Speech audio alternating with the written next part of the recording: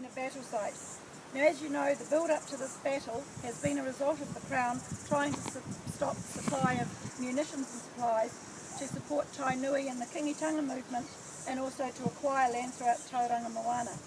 Now, as you will recall, on the 26th of January this year, 600 soldiers were brought in to watch the tangata whenua and to limit their activities of supporting Tainui in the Waikato land wars.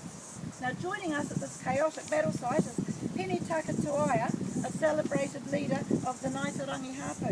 Now, he's been an integral part in the planning for this epic battle. Kia ora, Pene. Congratulations on your amazing victory today. How does it feel to have defeated the Crown? Oh, it feels so awesome. Like, couldn't be more happy about it. The tribe gave 110% on the day, and we walked away with the win.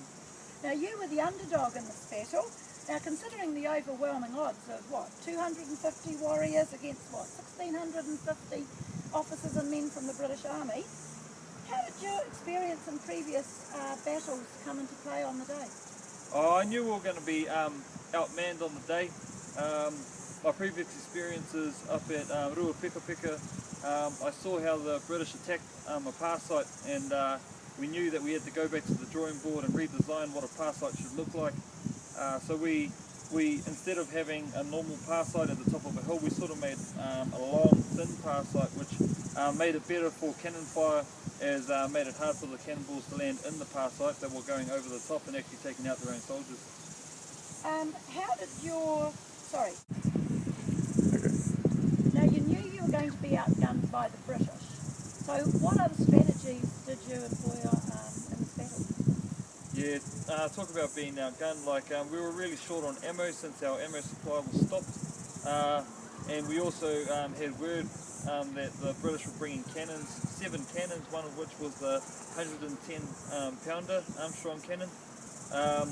The Armstrong cannon actually turned out to be a bit of a folly for them, because the cannonballs, because of the way that the cannon is made, it's made for a Navy ship. They couldn't actually raise the cannon to shoot into our PAR site, so all their cannonballs were hitting the bank. So that was one thing that we didn't have to worry about. And then, like I said earlier, the design of our PAR site, the other cannons were sort of firing over top as they were aiming for our flag, and a lot of the cannonballs were hitting their own soldiers. So do you think the fact that it was a rainy day today had any impact on the battle? Oh, once again, luck prevailed with that. The cannonballs weren't actually exploding, so, well, not all of them were exploding, so that made it a bit easier for us. But the way that we situated ourselves within the PAR site was pretty good. We had soldiers situated in different areas, well away from the flag post, as when I was at Ruapekapeka I noticed the British soldiers tend to aim for the flagpole, so I thought if we were nowhere near there, we might just make it through. Okay, now I understand there was also a bit of luck with the smaller cannons. Do I understand that they fired on their own troops from the other regiments? Yes, as I say earlier, the cannons, because our PAR site was so thin, they were having trouble actually making the cannonballs land inside of our PAR site.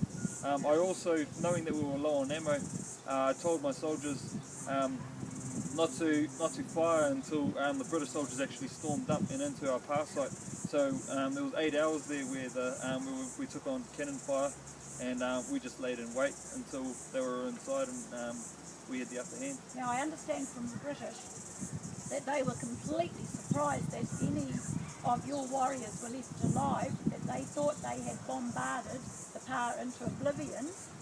There was so much ammunition on the ground.